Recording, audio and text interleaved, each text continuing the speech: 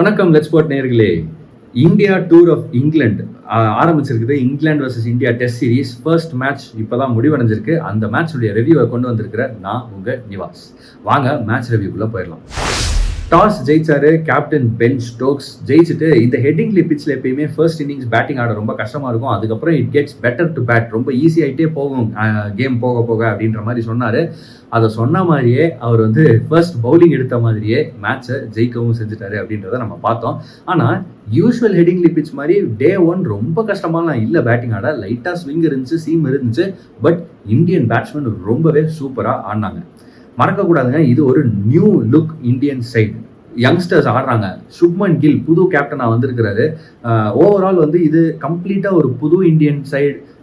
KL ராகுலும் எஸ்எஸ்வி ஜெய்ஸ்வாலும் இனிமேல் full time ஓப்பனர்ஸாக இருக்க போகிறாங்கன்றதை பார்க்குறோம். அதே மாதிரி ஆரம்பிச்சாங்க, அவ்வளோ அற்புதமாக ஆரம்பிச்சாங்க. அந்த first session, day one first session பார்க்கவே சூப்பராக இருந்துச்சு. ஒரு பக்கம் எஸ்எஸ்வி ஜெய்ஸ்வால் அவ்வளோ அற்புதமாக ஆடிட்டு இருந்தாரு. நல்ல ஷாட்ஸ், கொஞ்சம் இழுத்து அடிச்சிட்டு இருந்தாரு, ஹெவியாக அடிச்சிட்டு இருந்தாரு. பட் தென் நல்லா தான் ஆடிட்டு இருந்தாரு. இன்னொரு பக்கம் கேஎல் ராகுல் ரொம்ப அற்புதமான கால்குலேட்டட் 42. அன்பார்ச்சுனேட்லி அதுலேருந்து ஒரு பெரிய ஸ்கோரை அவரால் மாற்ற முடியல. அந்த செஷன் முடியும் போது, செஷன் 1 முடியும் போது அவர் அவுட் ஆனார். அவர் அவுட் ஆனதுக்கப்புறம் உடனே அப்படியே சாய் சுதர்ஷனும் அவுட் ஆகிட்டு உள்ளே போயிட்டார். அடுத்தது சுப்மன் கில், கேப்டன் சுப்மன் கில் அவருடைய முதல் இன்னிங்ஸ் கேப்டனா ஒரு பேட்டிங் பெர்ஃபார்மன்ஸ் அற்புதமாக கொடுத்தாரு. 147 ரன்ஸ். இன்னொரு பக்கம் எஸ்எஸ்வி ஜெய்ஸ்வால் கூட ஒரு பார்ட்னர்ஷிப். ஜெய்ஸ்வால் ஆடிட்டு இருந்தப்ப அவர் நீட்டாக லீவ் பண்ணி பொறுமையாக ஆடிட்டு இருந்தாரு. இங்கே சுப்மன் கில் பவுண்டரிஸாக அடிச்சு ரொம்ப ஃப்ளோயிங்காக ஆடிட்டு இருந்தாரு. அதுக்கப்புறம் ஜெய்ஸ்வால் அவுட் ஆயிட்டார். ஒரு 80 ரன்ஸ் கிராஸ் பண்ணதுக்கு அப்புறமே ஜெய்ஸ்வாலுக்கு கையில் ஒரு இன்ஜுரி காரணமாக கொஞ்சம் ஸ்ட்ரகிள் ஏற்பட்டுச்சு. 100 அடிச்சாரு. 101 ரன்ஸ்ல ஜெய்ஸ்வால் அன்பார்ச்சுனேட்லி அவுட் ஆயிட்டு உள்ள போயிட்டாரு. அதுக்கப்புறம் ரிஷப் பண்ட் கூட ஒரு பார்ட்னர்ஷிப் போட்டாரு சுப்மன் கில். அவ்வளோ அற்புதமாக ஆனார். ஒரு எண்டை பிடிச்சி சாலிடாக நின்றுட்டாரு கில். இன்னொரு பக்கம் ரிஷப் பண்ட் உள்ள வந்ததுல இருந்து யூஸ்வல் ரிஷப் பண்ட் இன்னிங்ஸ் மாதிரி இருந்துச்சு. அந்த first innings century Rishabh Pant கிட்ட இருந்து 134 ரன்கள். இன்னொரு பக்கம் சுப்மன் கில் கிட்ட இருந்து 147 ரன்கள். ஃபர்ஸ்ட் இன்னிங்ஸ்ல இவங்க எல்லாருமே, அதாவது ஜெய்ஸ்வால், கேஎல் ராகுல், சுப்மன் கில், ரிஷப் பண்ட், இவங்க 4 பேருமே அற்புதமாக பெர்ஃபார்ம் பண்ணி ஒரு சூப்பரான கான்ட்ரிபியூஷன் கொடுத்தாங்க.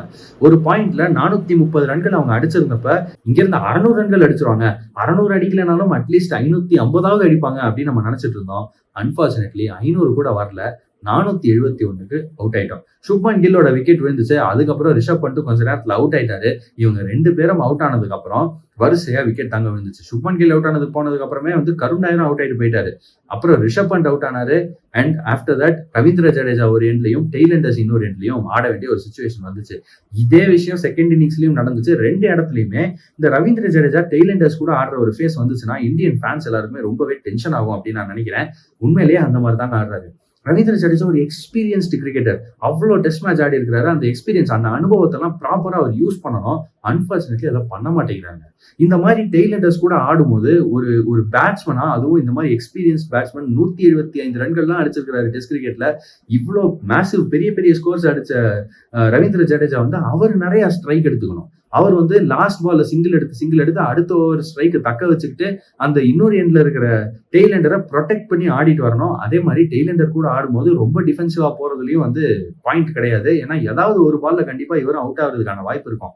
அப்படி அவர் அவுட் ஆகுறதுக்கு முன்னாடி நிறைய ரன்களையும் எடுக்க வேண்டிய ஒரு சிச்சுவேஷன் இருக்கு. இது எல்லாமே ரொம்ப பெர்ஃபெக்டா இதே கிரவுண்ட்ல ஹெட்டிங்லி லீட்ஸ்ல ஒரு ஆஷஸ் டெஸ்ட் மேட்ச்ல பென் ஸ்டோக்ஸ் அடிச்ச ஞாபகம் நம்ம எல்லாருக்குமே கண்டிப்பா இருக்கும். ஒரு பெரிய ஸ்கோர் சேஸ் பண்ணுவாங்க, அதுவும் டே 5 பிட்ச்ல. பென் ஸ்டோக்ஸ் சூப்பரா ஒரு பார்ட்னர்ஷிப் போடுவாரு. யாரோட அப்படின்னு கேட்டா நம்பர் 11 பேட்ஸ்மேன் ஜாக் லீச்சோட. அந்த ஜாக் லீச் கூட அவர் போட்ட பார்ட்னர்ஷிப் இன்ன வரைக்கும் ரொம்ப ஃபேமஸ். ஏன்னா ஜாக் லீச் ஒரு ரன் நாட் அவுட் இருப்பாரு அந்த மேட்ச் முடியும் போது. இன்னொரு பக்கம் ஸ்டோக்ஸ் ஒரு அபாரமான 100 அடிச்சு மேட்சையும் ஜெயிச்சு கொடுத்துருவாரு. எல்லா ஓவரும் ஸ்டோக்ஸ் ஸ்ட்ரைக் எடுத்துட்டே இருப்பாரு. பெருசா லீச்சுக்கு ஸ்ட்ரைக்கே கொடுக்க மாட்டாரு. அந்த காரணத்தால தான் லீச் ஒரே ரன்ல அந்த இன்னிங்ஸை முடிச்சாரு அப்படின்றத நம்ம பார்த்தோம். அப்படிதாங்க ஒரு பேட்ஸ்மேன் ஆடணும். மிடில் ஆர்டர் பேட்ஸ்மேனா நீங்க டெய்லண்டர்ஸ் கூட ஆடுறதா இருந்தா இப்படிதாங்க ஆடணும். ஆனா அன்பார்ச்சுனேட்லி இங்க ஜடேஜா கிட்ட என்ன நடக்குதுன்னு பாத்தீங்கன்னா, ஷர்துல் தாக்கூர் உள்ள வராரு. சரி, ஓகே, ஷர்துல் தாக்கூர் ஆக்சுவலி இந்த மேட்ச் ஷர்துல் தாக்கூரோட செலக்ஷனை பத்தி நம்ம பேசி ஆகணும். அவரை எடுத்ததே அவரால் லைட்டா பேட்டிங் ஆட முடியும் அப்படின்றதுனால, அவர் ஒரு பவுலிங் ஆல்ரவுண்டர்ன்ற காரணத்தினால தான் அவரை எடுத்து அந்த நம்பர் 8ல ஆட வச்சாங்க. சரி, அந்த காரணத்தினால அவருக்கு ஸ்ட்ரைக் கொடுக்குறாரு அப்படின்றது கூட நம்மளால ஒத்துக்க முடியுது. பட் அன்பார்ச்சுனேட்லி 2 இன்னிங்ஸ்லயுமே ஷர்துல் தாக்கூரோட பேட்ல இருந்து ரன்னே வரல. ஃபர்ஸ்ட் இன்னிங்ஸ்ல வெறும் 1 ரன் தான் வந்துச்சு. அந்த மாதிரி ஒரு சிச்சுவேஷன்ல okay, it is still excusable அப்படின்னு நான் நினைக்கிறேன். ஆனா அதுக்கப்புறம் ஜஸ்பிரீத் பும்ரா உள்ள வராரு. முகமது சிராஜ் உள்ள வராரு, பிரசித் கிருஷ்ணா உள்ள வராரு. இந்த 3 பேட்ஸ்மேனையுமே ஸ்ட்ரைக்ல விடுறாரு ஜடேஜா. ஒய்? நீங்க ஏன் இந்த 3 பேட்ஸ்மேன் ஸ்ட்ரைக்ல விடுறீங்க? நீங்க தான் முக்காவாசி ஸ்ட்ரைக் எடுத்துக்கணும். இந்த 3 பேட்ஸ்மேன் கிட்ட ஸ்ட்ரைக் பெருசா போகாம பாத்துக்க வேண்டிய அந்த ரெஸ்பான்சிபிலிட்டி ஒரு மிடில் ஆர்டர் பேட்ஸ்மேனா, ஒரு லோவர் மிடில் ஆர்டர் பேட்ஸ்மேனா கண்டிப்பா அது ஜடேஜாவோட தான். அன்பார்ச்சுனேட்லி அந்த ரெஸ்பான்சிபிலிட்டி எடுத்து ஆட மாட்டேங்கிறாருன்றது கிளியரா தெரியுது. ரவீந்திர ஜடேஜா இந்த மாதிரி பெர்ஃபார்ம் பண்றதுனாலதான் இந்தியா நிறைய மேட்சஸ்ல அந்த டெய்ல் கொலாப்ஸ் ஆகி நம்ம பார்த்துருக்கோம். நிறைய மேட்சஸ்ல டக்குன்னு விக்கெட் லூஸ் பண்ணி ஆல் அவுட் ஆகுறத நம்ம இந்த காரணத்தினாலதான் பாக்குறோம். இது இன்ஃபேக்ட் 2023 கிரிக்கெட் வேர்ல்டு கப்லயும் நடந்துச்சு. ஜடேஜா இல்ல, அது சூரியகுமார் யாதவ் ஆடிட்டு இருந்தாரு. ஆனா அவரு இதே தவறு தான் செஞ்சாரு. பவுலர்ஸ் ஸ்ட்ரைக்ல விட்டுட்டே இருந்தாரு. அந்த காரணத்தினாலதான் அந்த 2023 ODI வேர்ல்ட் கப் ஃபைனல்ல நம்ம குவிக்கா விக்கெட்ஸ் லூஸ் பண்ணோம். அந்த எண்ட் ஆஃப் தி இன்னிங்ஸ்ல இந்த டெய்ல் எண்டர்ஸோட விக்கெட்டை குவிக்கா லூஸ் பண்றதுக்கான காரணம் இதுவா தான் இருக்கு. டெஸ்ட் மேட்சஸ்ல நிறைய மேட்சஸ்ல இது ஜடேஜா செஞ்சு நம்ம பார்த்துருக்கோம். அன்பார்ச்சுனேட்லி இந்த மேட்ச் இதை தான் செஞ்சாரு அப்படின்றத நம்ம பார்த்தோம். ஷர்துல் தாக்கூருடைய செலெக்ஷன் ரொம்பவே பத்தட்டிக்கான ஒரு செலெக்ஷன் அப்படின்னு நான் சொல்லுவேன். பேட்டிங்ல அவர்கிட்ட இருந்து ரன்ஸ் வரல. பேட்டிங் எபிலிட்டிக்காக தான் அவரை நீங்க எடுத்திருக்கீங்கன்றது கிளியரா தெரியுது. ஆனா அதுக்கு அடுத்த இன்னிங்ஸ் நம்ம சொன்னோம், ஃபர்ஸ்ட் இன்னிங்ஸ்ல கடகடன்னு இந்தியா விக்கெட்ஸ் லூஸ் பண்ணி 471 ரன்னுக்கு அவுட் ஆயிட்டாங்க அப்படின்னு. 600 அடிச்சிருக்க வேண்டிய டீம் 471க்கு அவுட் ஆகுது அப்படின்னாலே அங்கேயே ஒரு சின்ன டேஞ்சர் இருக்கு. அப்ப அடுத்த இன்னிங்ஸ்ல பவுலிங் போட வேண்டியது எவ்வளவு முக்கியம் அப்படின்றது நமக்கு கிளியரா தெரியுது. எவ்வளவு கரெக்டா பவுலிங் போடணும், பவுலர்ஸ் எவ்வளவு ப்ராப்பரா யூஸ் பண்ணணும் அப்படின்றது எவ்வளவு முக்கியன்றது நமக்கு கிளியரா தெரியுது. அப்படி இருக்கிறப்ப ஷர்துல் தாக்கூர் மாதிரி ஒரு பவுலரை நீங்க பயன்படுத்தவே இல்லை. அப்புறம் எதுக்கு அவரை டீம்ல எடுக்கிறீங்கன்ற கேள்வி வருது. அப்போ ஷர்துல் தாக்கூருக்கு பதிலா அவர் பெருசா ரன்னும் அடிக்கல அப்படின்ற பட்சத்துல ஹர்ஷ்தீப் சிங்கே ஆடி இருக்கலாமே. ஒரு ப்ராப்பர் பவுலரே நீங்க அங்க ஆடி இருந்தா 4 ப்ராப்பர் பவுலர்ஸ்னு நமக்கு ஒரு நல்ல பவுலிங் அட்டாக் ஆகுது இருந்திருக்கும். அன்பார்ச்சுனேட்லி அது இல்ல. ஷர்துல் தாக்கூர் கிட்ட பெருசா ஓவர்ஸ் கொடுக்குற அளவுக்கு அவரும் சரியா போடல. கேப்டன் சுப்மன் கில்லுக்கும் அவர் மேல பெருசா நம்பிக்கை இல்லை அப்படின்றத நம்ம பார்த்தோம். அந்த செகண்ட் இன்னிங்ஸ்ல பென் டக்கெட் ஒரு 60 ரன் அடிச்சாரு. கிராலியோட விக்கெட்டை பும்ரா சீக்கிரம் ரிமூவ் பண்ணா கூட பென் டக்கெட் ஒரு அற்புதமான பார்ட்னர்ஷிப் போட்டாரு ஆலி போப் கூட.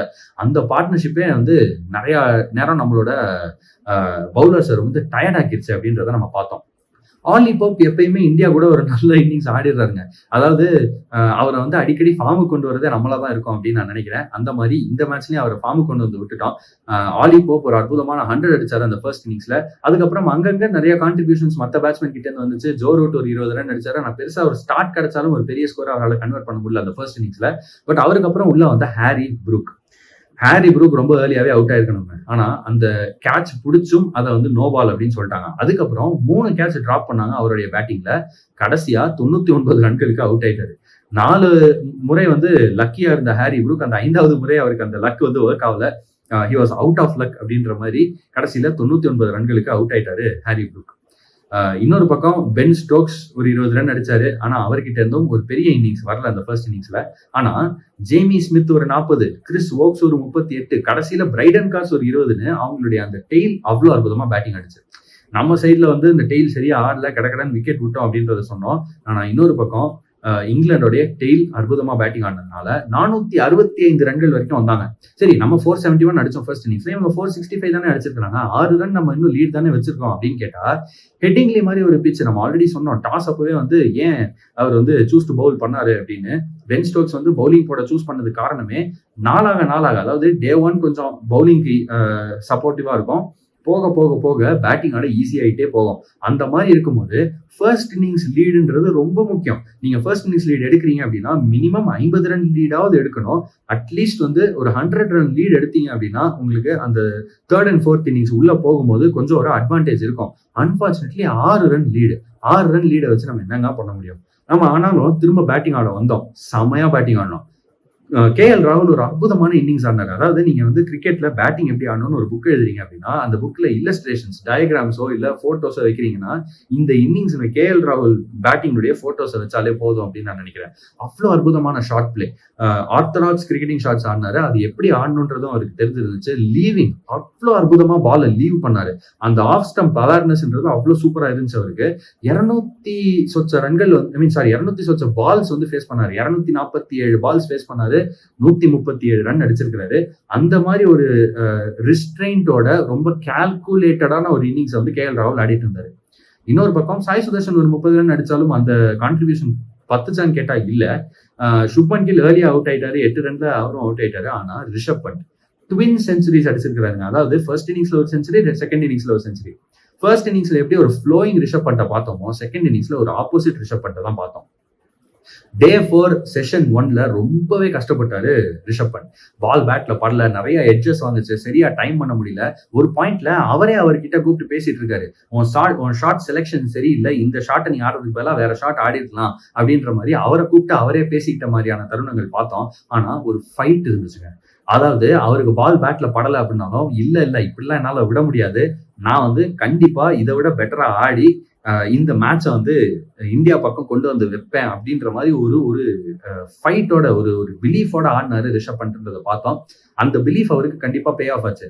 அந்த ஸ்ட்ரகிள் ஆயிட்டு இருக்கிற ஒரு இடத்துல அவர் வந்து ப்ராப்பரா பொறுமையா ஆடுவோம் அப்படின்னு சொல்லி 36 பந்துகள்ல 16 ரன்கள் அடிச்சு கொஞ்சம் பொறுமையா ஆடினாரு. இன்னொரு பக்கம் கேஎல் அதே பொறுமையை கண்டினியூ பண்ணிக்கிட்டே வந்தாரு.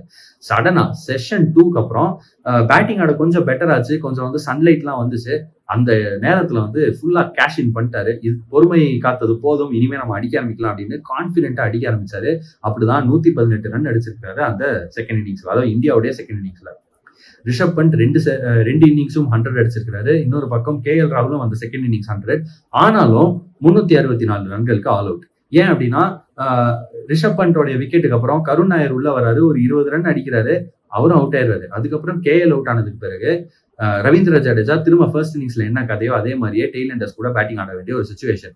செகண்ட் இன்னிங்ஸ்ல கூட நான் பெருசா பிளேம் பண்ண மாட்டேன், ஏன்னா டெய்லண்டர்ஸ் எல்லாருமே வரிசையா அவுட் ஆயிட்டு போயிட்டாங்க. ஒரே ஓவர்ல 3 விக்கெட் விழுந்துச்சு. ஆனா கடைசியில பிரசித் கிருஷ்ணா கூட அவர் பேட்டிங் ஆடினப்பயுமே அவருக்கு எப்படி அந்த இன்னிங்ஸை கன்ஸ்ட்ரக்ட் பண்ண தெரியல அப்படின்ற மாதிரி தான் இருந்துச்சு. ரொம்ப டிஃபென்சிவ் ஆடிட்டு இருந்தாரு, திடீர்னு அடிக்க ஆரம்பிச்சாரு. பட் அன்பார்ச்சுனேட்லி அவர் அடிக்க ஆரம்பிச்ச அந்த டயத்துல ஒரு சுவாரஸ்யமான ஒரு மொமெண்ட், அதாவது ஒரு ஃபன்னி மொமெண்ட் நடந்துச்சு. என்ன ஒரு ஃபன்னி மொமெண்ட் நம்ம அதை சொன்னா கூட ஒரு இந்தியன் ஃபேனா இது ஒரு கேவலமான, அதாவது நம்ம கோவம் வரக்கூடிய ஒரு மொமெண்டா தான் அன்பார்ச்சுனேட்லி இது அமைஞ்சிச்சு. அப்படி என்ன மொமெண்ட் அப்படின்னு கேட்டீங்கன்னா, பிரசித் கிருஷ்ணா கிட்ட போய் ஹாரி ப்ரூக் பேசுறாரு. எப்பா பிரசித், உன்னால பெரிய 6 அடிக்க முடியுமா அப்படின்னு கேட்கிறாரு. அதுக்கு வந்து பிரசித் கிருஷ்ணா சும்மா கேஷுவலா இல்ல அப்படிலாம் என்னால அடிக்க முடிஞ்சுச்சுன்னா என் பேரு ப்ரூக்கா இருக்குன்ற மாதிரிலாம் பதில் சொல்லிட்டு அதுக்கு அடுத்த பால ஹைட்டா 6 அடிக்க ட்ரை பண்றாரு. அது வந்து டாப் எட்ஜ் வாங்கி ஹைட்டா போகுது, நேரா ஃபீல்டர் கையில கேட்ச் வாங்குது.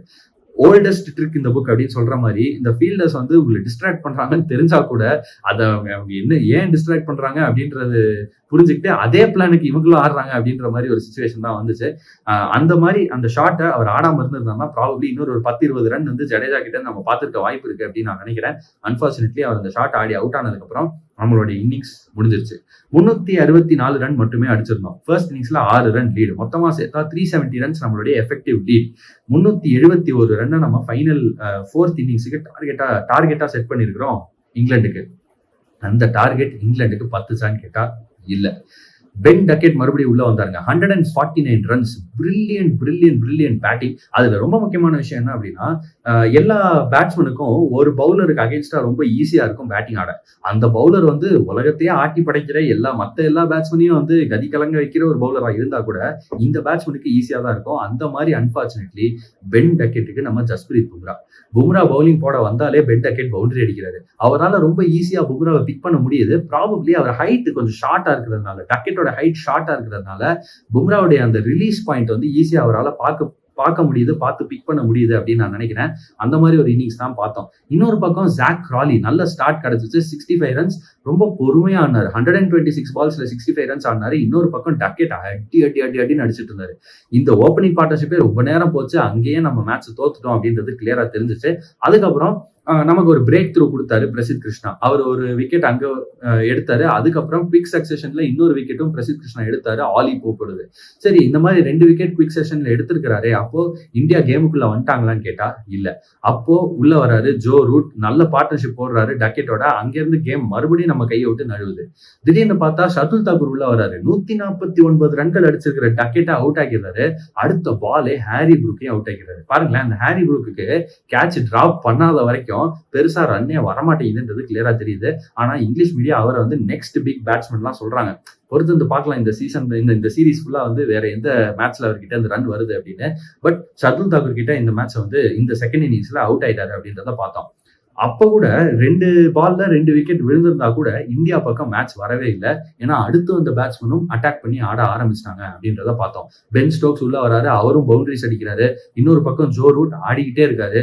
அண்ட் கடைசியில ஜேமி ஸ்மித் வந்து மேட்சை முடிச்சிட்டாரு. 44 ரன்ஸ் ஜேமி ஸ்மித் இன்னொரு பக்கம் நாட் அவுட்ல 50 ரன்ஸ்ல வந்து ஜோ ரூட் இந்த மாதிரி ஒரு இடத்துல 373 ரன்ஸ் 371 ஈஸியா சேஸ் பண்ணி முடிச்சாங்க டே 5ல. ஸோ டே 5 ஹெடிங்லி பிச் இன்னும் பெட்டர் ஆச்சு அப்படின்றதான் பார்த்தோம். இன்ஃபேக்ட் இந்த சீசன் ஃபுல்லா என்ன சொல்றாங்க அப்படின்னா, இங்கிலாந்துல இந்த சம்மர் கொஞ்சம் வந்து யூஸ்வலா இருக்கிறத விட வெப்பம் அதிகமா இருக்கிற காரணத்தினால இதே மாதிரிதான் எல்லா பிச்லயும் இருக்குன்னு சொல்றாங்க. அப்ப 5 வென்யூல ஆடுறோம். ப்ராபப்ளி ஓல்ட் ட்ராஃபர்ட் மான்செஸ்டர்ல கொஞ்சம் வந்து பால் பவுன்ஸ் ஆகிறதுக்கோ சீம் ஆகிறதுக்கோ வாய்ப்பு இருக்குன்னு நான் நினைக்கிறேன். பட் அதை தவிர பட் ஆக்சுவலி ஓல்ட் ட்ராஃபர்ட்ல கூட நிறைய பெரிய பெரிய ஸ்கோர்ஸ் அடிச்சிருக்காங்க. ஸோ அது கூட பேட்டிங் பிச்சா இருக்கிறதுக்கான வாய்ப்பு இருக்கு. ஓவராலா இவங்க ஆடுற 5 மேட்ச்ல இப்போ ஒரு மேட்ச் முடிஞ்சிச்சு, அடுத்து வர 4 மேட்ச்லயுமே இதே மாதிரி பிச் பிஹேவ் பண்றதுக்கான வாய்ப்பு இருக்குன்னு சொல்றாங்க. அப்படி இருந்தா நம்ம டாஸ் ஜெயிச்சு ஃபர்ஸ்ட் பவுலிங் போட்டா நல்லது அப்படின்னு நான் நினைக்கிறேன். பட் இன்கேஸ் நம்ம டாஸ் தோத்துட்டா கூட இந்த மேட்ச்ல ஆடின மாதிரி டாப் ஆர்டர் அற்புதமா கான்ட்ரிபியூட் பண்ணுச்சு அப்படின்னா டெய்ல் எண்டும் கொஞ்சம் அவங்களுக்கு சப்போர்ட் பண்ணா நம்மளால ஜெயிக்க முடியும். சரி, ஆனா அது பண்ணா மட்டும் பத்தாதுங்க. ரொம்ப முக்கியமான விஷயம் நம்மளுடைய பவுலிங். ஜஸ்பிரீத் பும்ரா மேலேயே ரொம்ப டிபெண்டா இருக்கும். ஜஸ்பிரீத் பும்ராவை திரும்ப திரும்ப திரும்ப ஓவர் போட வச்சுக்கிட்டே இருக்கும். இன்னொரு பக்கம் முகமது சிராஜ் அவரையும் திரும்ப திரும்ப ஓவர் போட வச்சுட்டே இருக்கும். சிராஜ் பார்க்கவே ரொம்ப டயர்டா இருக்காரு.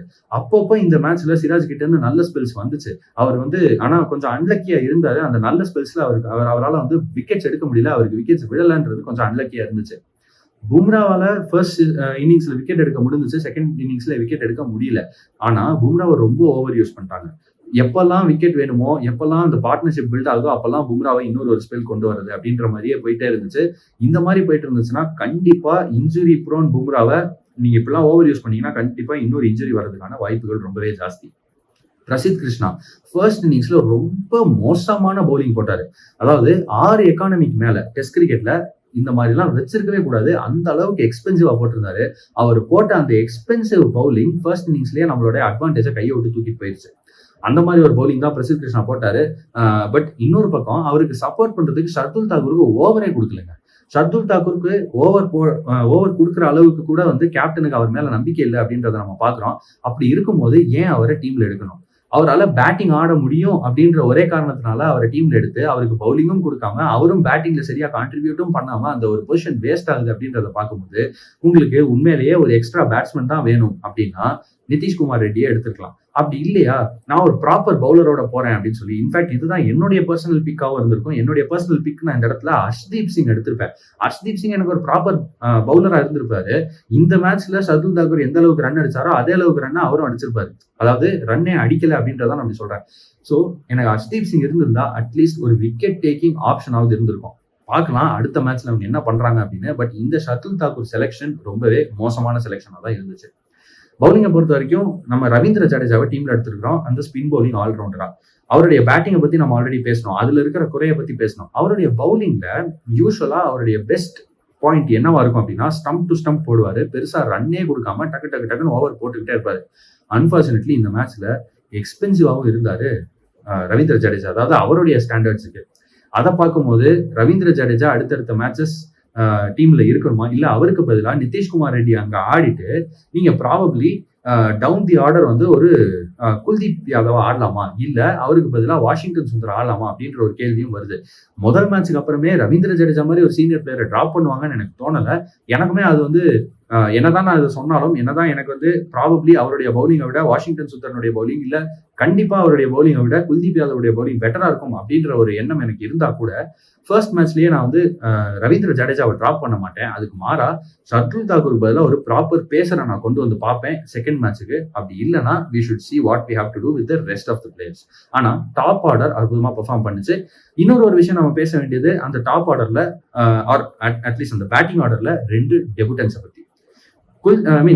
கருண் நாயர் ஒரு டெபுட்டன் கிடையாது. கருண் நாயர் ஏற்கனவே இந்தியாவுக்காக ஆடின ஒரு வீரர். அவர் வந்து 300 ரன் அடிச்சாரு அப்படின்னு நமக்கு தெரியும். அந்த 300 தவிர 75 ரன்களே இந்த மேட்ச்க்கு அப்புறம் தான் அடிச்சிருக்கிறாரு அப்படின்றத பாக்குறோம். அதாவது அவருடைய டோட்டல் ரன்ஸே வந்து 390ஸ்ல இருக்கு. 90 ரன் தான் அந்த 300 தவிர வந்து அவர் அடிச்சிருக்கிறார். அந்த 300 எடுத்துட்டா வெறும் 90 ரன்கள் மட்டுமே அவர் வந்து அவருடைய கரியர்ல அடிச்சிருக்கிறாருன்றத பாக்குறோம். இந்த மேட்ச்லயும் முதல் இன்னிங்ஸ்ல ஒரு டக் அவுட், 2வது இன்னிங்ஸ்ல 20 ரன். பிரச்சனை வந்து அவர் அடிச்ச ரன்ல கிடையாது, அவர் வந்து டக் அவுட் ஆனதுல கிடையாது. பிரச்சனை அவருடைய டெக்னிக்லயும் அவர் எந்த அளவுக்கு சாலிடா இருக்காரு, பாக்குறதுக்கு அவருடைய பேட்டிங்ல வந்து ஒரு தெளிவு இருக்கா, இங்கிலாந்து கண்டிஷன்ஸ்ல அவரால் ஆட முடியுமா அப்படின்ற அந்த கான்ஃபிடன்ஸ் நமக்கு வரணும். அன்பார்ச்சுனேட்லி அவருடைய பேட்டிங்ல அந்த கான்ஃபிடன்ஸ் வரல அப்படின்றத நான் பாக்குறேன். ப்ராபப்ளி அடுத்த மேட்ச்ல அவருக்கு இன்னொரு சான்ஸ் கண்டிப்பா கொடுத்தாகணும். இது வந்து ஒரு too early to drop a player. அடுத்த மேட்ச்லயும் அவர் வந்து சரியா பெர்ஃபார்ம் பண்ணல. இங்கிலீஷ் கண்டிஷன்ஸ்ல பால் கொஞ்சம் சீம் ஆகும் போதோ ஸ்விங் ஆகும் போதோ அவரால் வந்து ஆட முடியல அப்படின்ற மாதிரி இருந்துச்சுன்னா, ஏன்னா அவருடைய பேக் லிஃப்ட் ஹையா இருக்கு. இந்த ஹை பேக் லிஃப்ட் பத்தி நம்ம வேர்ல்ட் டெஸ்ட் சாம்பியன்ஷிப்லயே நம்ம பேசியிருந்தோம். ஏடன் மார்க்ரம் வந்து ஃபர்ஸ்ட் இன்னிங்ஸ்ல வந்து ஹை பேக் லிஃப்ட்ல ஆடினதுனால தான் அவுட் ஆனாரு. செகண்ட் இன்னிங்ஸ்ல கரெக்ட் பண்ணாரு அப்படின்னு. அந்த மாதிரி கரெக்ட் பண்ணிட்டு வந்தாருன்னா கருண் நாயரால கண்டிப்பா அங்க ஆட முடியும். பட் அந்த நம்பர் 6 பொசிஷனும் கருண் நாயருக்கு ஏத்த பொசிஷன் தானா அப்படின்ற ஒரு கேள்வியும் வருது. இன்னொரு பக்கம் சாய் சுதர்ஷன், அவரும் டெபுட்டன்ட். ஃபர்ஸ்ட் இன்னிங்ஸ்ல டக் அவுட், அதே மாதிரியே 4 பால் டக். செகண்ட் இன்னிங்ஸ்ல 30 ரன்கள் அடிச்சிருந்தாரு. அவரு second innings actually he look better. அந்த 30 ரன் அடிக்கும் போது சரி இவர் நல்லா ஆடுறாரு அப்படின்ற மாதிரி இருந்துச்சு. அன்பார்ச்சுனேட்லி அவருக்கு வந்து இன்னமும் இந்தியாவில் ஆடுற மாதிரியே ஒரு ஃபீலிங் இருக்கு அப்படின்னு நான் நினைக்கிறேன். காரணம் என்னன்னா, அவர் அவுட் ஆன அந்த ஷாட் பாத்தீங்கன்னா பெருசா பவுன்ஸ் ஆகாது அப்படின்ற ஒரு எண்ணத்துல ஆடின ஒரு ஆண்ட்ரைவ் மாதிரி தான் இருந்துச்சு. அந்த ஒரு ஃபிளிக் ரிஸ்டி ஆண்ட்ரைவ் யூஸ்வலா அவர் ஆடுவாரு. அந்த ஒரு ஃபிளிக் ஆர் ஆண்ட்ரைவ் அந்த மிட் விக்கெட் பக்கம் ஆடுற அந்த ஃபிளிக் வந்து ரொம்ப லோ ஆடினார். அந்த பேட் வந்து ரொம்ப லோவா வந்துச்சு. அவர் மைண்ட்ல பெருசா பவுன்ஸ் ஆகாது அப்படின்ற ஒரு எண்ணம் இருந்த மாதிரி இருந்துச்சு. இது யூஸ்வலா இந்தியாவில் நடக்கும். இந்தியாவில் அந்த ஷாட் ஆடுறதா இருந்தா அவர் ஆடின மாதிரி தான் ஆடணும். அன்பார்ச்சுனேட்லி இங்கிலாந்துல அந்த மாதிரி கிடையாது. பவுன்ஸ் கொஞ்சம் ட்ரூவா இருக்கும். அதுவும் அந்த ஹெட்டிங்லி டே 4 விக்கெட் ஆர் சாரி ராதர் டே 3 விக்கெட் வந்து ஸ்லைட்லி ஆன் தி பவுன்சியர் சைடு இருந்துச்சு. கொஞ்சம் வந்து பவுன்ஸ் இருந்துச்சு அந்த பிட்ச்ல தேன் யூஷுவல். கொஞ்சம் எக்ஸ்ட்ரா பவுன்ஸ் இருந்துச்சுன்னு சொல்லலாம். அந்த மாதிரி விக்கெட்ல கூட இந்தியாவில் ஆடுற மாதிரி தான் அந்த ஷாட் ஆடினாரு. அதனாலதான் அவருக்கு வந்து அந்த ஷாட் காத்துல போய் கேட்ச் ஆச்சு அப்படின்றத நம்ம பார்த்தோம். ஃபர்ஸ்ட் இன்னிங்ஸ்ல டவுன் த லெக் போற பாலை வந்து அடிக்க ட்ரை பண்ணி அவர் அவுட் ஆனாரு. இந்த இன்னிங்ஸ்ல வந்து அவர் ஒரு ஆண்ட்ரைவ் ஆடி அதை காத்துல அடிச்சிருக்காரு. நிறைய பேர் அவரோட ஹெட் பொசிஷன் பத்தி பேசுறாங்க. அந்த ஹெட் பொசிஷன் வந்து காலை தாண்டி போகுது அப்படின்னு. இந்த ஹெட் பொசிஷன் ஃபாலிங் அப்படின்னு சொல்லுவாங்க. அதாவது காலை தாண்டி விழுது அப்படின்னு சொல்லுவாங்க. அந்த மாதிரி ஹெட் பொசிஷன் வந்து யூஸ்வலா எப்படி இருக்கணும் அப்படின்னா ஒரே லைன்ல இருக்கணும். பேட்ஸ்மேனோட தலையும் பேட்ஸ்மேனோட காலும் ஒரே லைன்ல இருக்கணும். அந்த மாதிரி இருந்தா ஷார்ட்ஸ் ஆட ஈஸியா இருக்கும். அண்ட் அந்த மாதிரி நீங்க இருக்கும்போது ஷார்ட்ஸ் ஆடினீங்கன்னா கண்ட்ரோல் இருக்கும். தரையோட அந்த ஷாட் ஆடலாம். அன்பார்ச்சுனேட்லி இவருக்கு வந்து என்ன ஆகுதுன்னா கொஞ்சம் அந்த ஹெட் பொசிஷன் வந்து காலை தாண்டி வெளியே போகுது அப்படின்றாங்க. அந்த மாதிரி இருக்கும்போது நீங்க லெக் சைட்ல ஆடுற ஷாட்ஸ்லாம் காத்துல போகும் அப்படின்ற மாதிரி தான் வந்து இது ஜென்ரலா ரொம்ப பேசிக் கிரிக்கெட் டெக்னிக்கை பத்தின விஷயம். இது சாய் சுதர்ஷன் கிட்ட இருக்குன்ற மாதிரி நிறைய பேர் சொல்றாங்க. பட் எனக்கு இது ப்ராப்ளமா தெரியல. எனக்கு சாய் சுதர்ஷன் கிட்ட இருக்கிற ப்ராப்ளமா 2 விஷயம். ஃபர்ஸ்ட் இன்னிங்ஸ்ல அந்த டவுன் த லெக் போற பாலை டச் பண்ணது இம்பல்சிவா ஆடுறாரு அப்படின்றதுதான். T20 கிரிக்கெட் நிறைய ஆடினதுனாலயோ ஒயிட் பால் கிரிக்கெட் நிறைய ஆடினதுனாலயோ எல்லா பாலையும் ஆடணும்னு பாக்குறாரு. அந்த விஷயத்த கரெக்ட் பண்றது கொஞ்சம் ஈஸி தான் டெஸ்ட் கிரிக்கெட்ல. கொஞ்சம் நீங்க இந்த ஃபார்மேட்டுக்கு ஃபிட் ஆயிட்டாலே போதும். செகண்ட் இன்னிங்ஸை பொறுத்த வரைக்கும் அந்த டிஸ்மிசல் காத்துல போன அந்த ஆண்ட்ரே அது அவர் திருத்துறதுக்கு பெருசா ஒன்றும் பண்ண வேணாம். இந்த பிட்ச் எப்படி பவுன்ஸ் ஆகுது அப்படின்றத பார்த்து கொஞ்சம் ஸ்லைட்லி வெயிட் பண்ணி ஆடினா போதும். கொஞ்சம் ஸ்லைட்லி லேட்டா ஆடினா போதும். எனக்கு தெரிஞ்சு இன்னும் கொஞ்சம் சான்சஸ் கொடுத்தா சாய் சுதர்ஷன் இதுக்கு பழக்கப்பட்டு இதுக்கு நல்லா ஆட ஆரம்பிச்சிருவாரு அப்படின்னு நான் நினைக்கிறேன். ஸோ ஒரு பக்கம் கருண் நாயர், இன்னொரு பக்கம் சாய் சுதர்ஷன். இவங்க 2 பேருக்குமே கண்டிப்பா இன்னொரு சான்ஸ் தேவை. பட் இதுல எனக்கு என்னமோ சாய் சுதர்ஷன் வந்து என்னதான் அவுட் ஆயிருந்தாலும் ஸ்லைட்லி பெட்டரா தெரிஞ்ச மாதிரி இருந்துச்சு. கருண் நாயர் கொஞ்சம் இன்னும் பதட்டப்படுறாரோ அப்படின்ற ஒரு ஃபீலிங்கும் இருக்கு. அது மட்டும் இல்லாம அவருடைய அந்த ஹை பேக் லிஃப்ட்டும் ஒரு பிரச்சனையா இருக்கு. இவங்க 2 பேருமே இந்த ப்ராப்ளம்ஸ் எல்லாத்தையுமே சால்வ் பண்ணிட்டு உள்ள வந்தாங்க அப்படின்னா அடுத்த மேட்சஸ்ல இருந்து கண்டிப்பா இவங்க கிட்ட இருந்து நம்ம பெர்ஃபார்மன்ஸஸ் எதிர்பார்க்கலாம். பட் பொறுத்து வந்து பார்க்கலாம் என்ன நடக்குது அப்படின்னு. ஷர்துல் தாக்கூருக்கு பதிலா யாரை உள்ள கொண்டு வருவாங்க அடுத்த மேட்ச்? இதுதாங்க மிகப்பெரிய கேள்வியே. ஷர்துல் தாக்கூர் எனக்கு தெரிஞ்ச அடுத்த மேட்ச் ஆட மாட்டாரு அப்படின்னு நான் நினைக்கிறேன். அவருக்கு பதிலா நிதிஷ்குமார் ரெட்டியை உள்ள கொண்டு வருவாங்களா இல்ல ஹர்ஷித் ராணாவை உள்ள கொண்டு வருவாங்களா அப்படின்றது ரியலிஸ்டிக் கொஸ்டினா இருக்கு. ஹர்ஷித் ராணாவை உள்ள கொண்டு வந்தா நம்ம வந்து இந்த சீரீஸையே ஊத்தி மூடிடலாம்னு நான் நினைக்கிறேன். அவர் வந்து இங்கிலாந்துல எஃபெக்டிவா இருப்பாரு அப்படின்ற மாதிரி எனக்கு துளி கூட நம்பிக்கை இல்லை. பட் தென் பொறுத்து வந்து பார்க்கலாம். கம்பீருக்கு ரொம்ப பிடிச்ச செல்ல பிள்ளையா இருக்காரு ஹர்ஷித் ராணா. அவர் ஃபேவர் பண்ணுவாரா? அந்த மாதிரி ஃபேவர் பண்ணி அது ஒர்க் ஆகுமா இல்ல அது வந்து பேக் ஃபயர் ஆகுமா? இது எல்லாமே நம்ம பொறுத்து இருந்து பார்க்கலாம். பட் என்ன பொறுத்த வரைக்கும் ஹர்ஷ்தீப் சிங் டீம்ல இருக்காரு. அவரை கண்டிப்பா பயன்படுத்தி ஆகணும் அப்படின்னு நான் நினைக்கிறேன். என்ன நடக்குது அப்படின்றத அடுத்தடுத்த மேட்சஸ்ல பொறுத்து இருந்து பார்க்கலாம். அந்த வீடியோஸ்லாம் நான் உங்களை வந்து சந்திக்கிற வரைக்கும் until then please like, share and subscribe. Thank you.